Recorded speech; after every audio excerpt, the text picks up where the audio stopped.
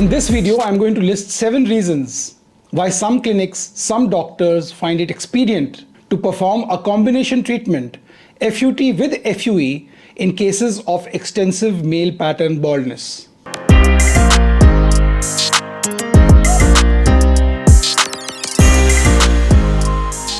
But when they combine these two techniques, are they doing any good? Let's find out. So hang on.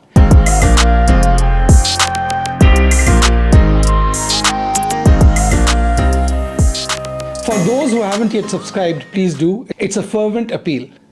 Before I talk about the combination technique, I would like to lay down my credentials as a plastic surgeon, having started with FUT many years ago, passed through the transition phase of FUT plus FUE combination treatments before I switched to 100% FUE, which is the natural life cycle of a hair transplant surgeon who does 100% hair transplant surgery in his practice. To be found qualified enough to address this very sensitive topic, I have to underline the fact time and again that I had been practicing this combination technique many years before the modern proponents of this combination treatment even started to do hair transplants. And the videos provided in the link above and in the description below are evidence of one of the first procedures done using FUT and FUE combination treatment, which I used to call as a flute method in 2010, some 14 years ago. So we've taken a strip half the way around, and the rest half we will take later after lunch. This strip should contain about 2000 grafts, and the remaining we do after lunch. 14 years ago, before my complete transition from an FUT surgeon to an FUE surgeon, I engaged in this combination treatment for about a year and a half. This allowed me to test the waters. It allowed me to mitigate my risks of a switchover, not putting all my eggs in one FUE basket, to overall smoothen the transition process of change without encountering headwinds. In an era 14 years ago, when not many were doing FUE, FUE was looked down upon, I did not want to throw caution to the wind as I surreptitiously adopted change. The landscape of surgical and medical treatments the world over is ever evolving, and each individual in his practice adopts uniquely to these shifting sands of time. As our practice evolves and as techniques evolve, everyone experiences a transition period in whatever he does. As my practice evolved, I dedicated 100% of my time. My practice became a 100% hair transplant practice. I stopped doing all other cosmetic surgery procedures way back in 2012. Today, I exclusively do hair transplants and exclusively using my advanced form of FUE hair transplant technique. My FUE technique enables me to address all indications of hair loss, all indications which are amenable to surgical hair restoration in cases of androgenic alopecia, traction alopecia, and in many burn cases as well. To hear about clinics and doctors all over the world still advocating FUE FUT combination methods to treat extensive baldness makes me wonder. Makes me wonder because FUE technique itself has advanced so much that it can deal in most cases with every case of extensive baldness, even grade 6 and grade 7, without resorting to FUT hair transplant anymore. The surgery of FUE has evolved so much that by recruiting body grafts in extensive cases, in single mega sessions, we can cover the whole head.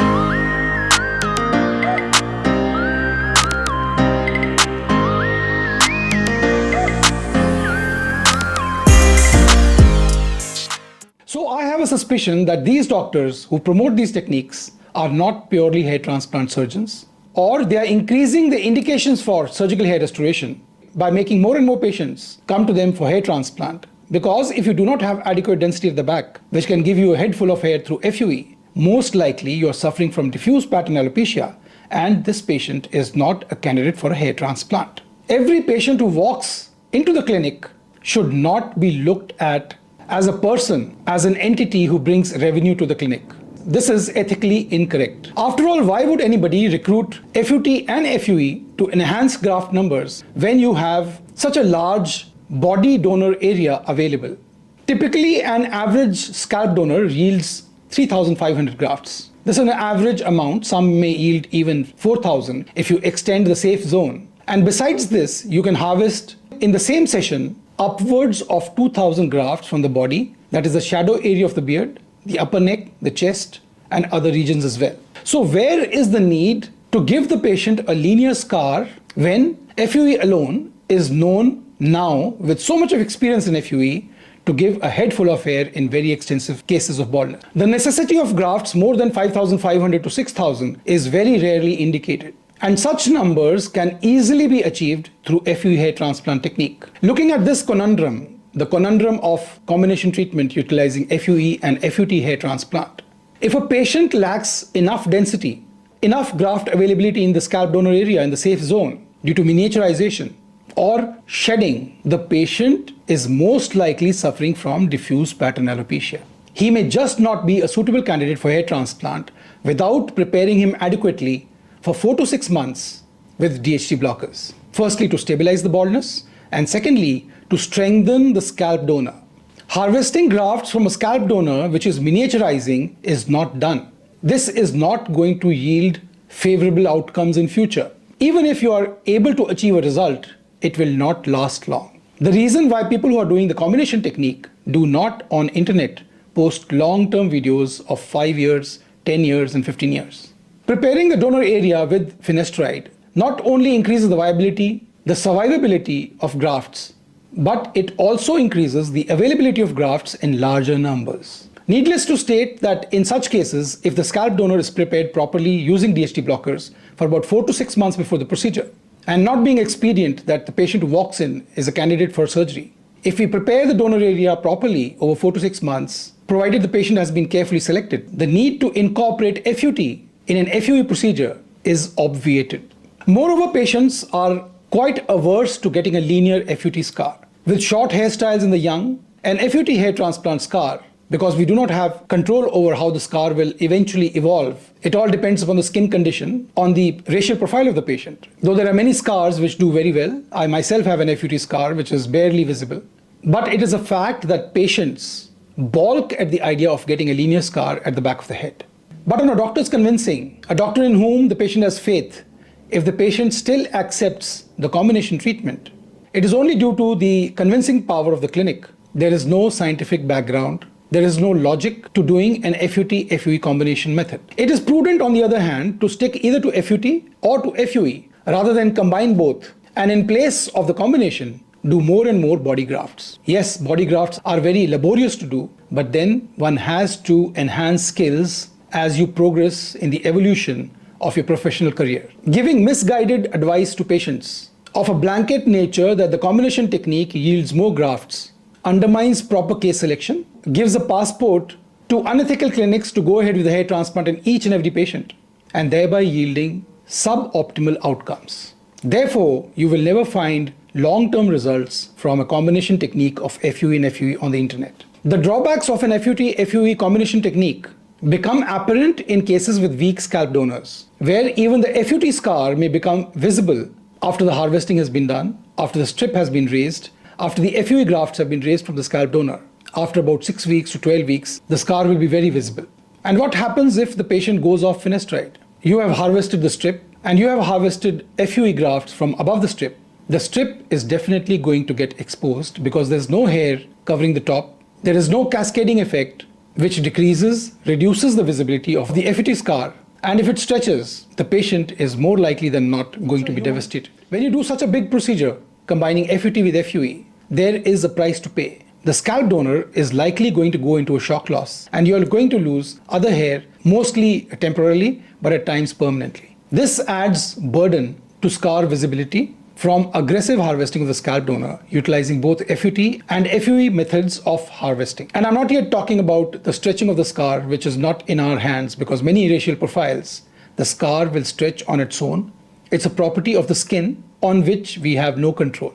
When the scar stretches and you have low density at the back of the head, the scar is going to be visible from a mile. And this adds insult to injury. In my practice today, there is no place for anything besides FUE. I have mastered this technique. I no longer do FUT. I no longer even do FUT-FUE combination, because combinations do not yield grafts more than FUE with body grafts. While other practices, other doctors may differ, my philosophy and my experience gathered over 17 long years doing only hair transplants since 2012, and the aspirational goals of my clientele steers me away from combining FUT with FUE. As a plastic surgeon, surgical procedures, long cuts, long wounds come naturally to me because that's my training. But as far as surgical hair restoration goes, my philosophy is to choose the right client for the procedure, not try to fit the procedure to the client through proper case selection. And to accomplish this, FUE hair transplant, utilizing grafts from the safe zone, which yield on average 3,500 grafts, and body grafts from various areas of the body, is sufficient in 99% of the cases. Better for me to provide them with safe, proven FUE techniques, the way I do FUE and the way my team is adept at. And one more thing, when I did FUT and FUE combination, I realized that this slack that we are taking out of the back of the head comes with a price. When we take out a thick chunk of this elliptical strip and stitch it back, it is stitched with tension. You're robbing Peter to pay Paul. There are no free lunches. This stretch is going to be borne by the crown area. The bald crown is going to expand.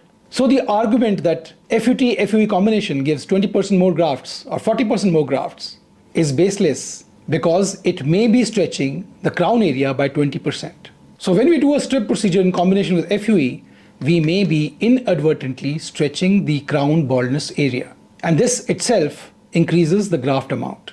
So where is the benefit of doing FUT with FUE in combination?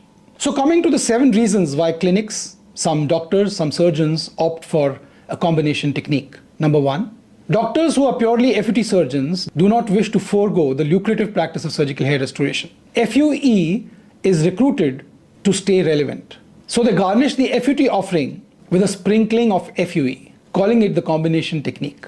Number 2, FUT requires less time for harvesting, whereas FUE takes about 2 to 3 hours of the doctor. That is, if the doctor in that clinic is doing the FUE procedure. FUT requires very little time, about 20 minutes to 35 minutes to harvest the strip and stitch the area, allowing practitioners who are not 100% hair transplant surgeons to devote their time doing other forms of plastic surgery if they are plastic surgeons, lasers and Botox and fillers if they're dermatologists. Thirdly, some practitioners may lack the skill, may lack the commitment that FUT demands from a surgeon because it is a laborious procedure. So this lack of confidence, this lack of skill in completing this procedure solely through FUE may be the cause. Number 4, lack of proficiency in body graft harvest. If FUE is laborious, body graft harvest is an uphill task, a humongous effort for most practitioners. So it becomes easier to deplete grafts, all that you have through FUT and FUE in one session without going on to the body grafts. Number 5, some clinics are heavily invested in FUT infrastructure. Their staff is trained only in FUT procedure, and they therefore are resistant to change, because change can affect a practice in the short term. And then there are doctors who are above 50, above 55, 60, who want to maintain status quo. And lastly, 7th point, clinics may wish to monopolize hair transplant surgery, as only plastic surgeons are skilled enough to harvest a strip and close it in a proper manner. I may be wrong in all this that I stated, but that is my perspective. Use your common sense, do your research, and make a decision whether you want to go for FUT, FUE combination, or FUE hair transplant surgery. But I urge FUT surgeons who combine FUT and FUE in their practice to share more videos illustrating its many benefits over purely single session FUE hair transplant mega sessions, or purely FUT techniques conducted over 2 sessions. And long-term follow-ups of patients may kindly be shared. In the end, I would like to reiterate that there is no such thing as a one-time procedure, as a one-time transformation through hair restoration surgery. And if you do proper research, you will find there is a complete lack of long-term follow-up of patient results using the combo technique on the internet, because there is suspicion that the candidates chosen for the combo technique were never good candidates for a hair transplant. Most of them most likely were cases of diffuse pattern alopecia. It is the fashion today and the norm in this highly unregulated field, very competitive field of surgical hair restoration, to distort facts, state half-truths, to get clients to book a procedure.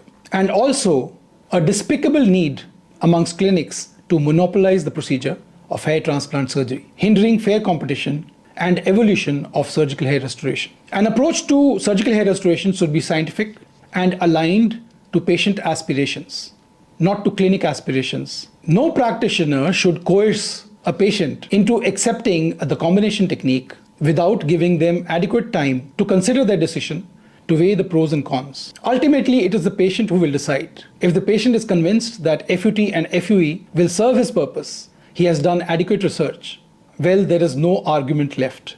The debate ends here. So thank you for watching again.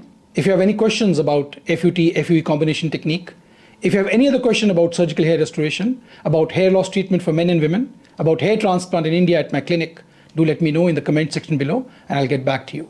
For personalized consultations about your unique condition, please WhatsApp at the number given above and we'll get back to you for a personalized consultation one-on-one. Thank you for watching again. Have a nice day and God bless you.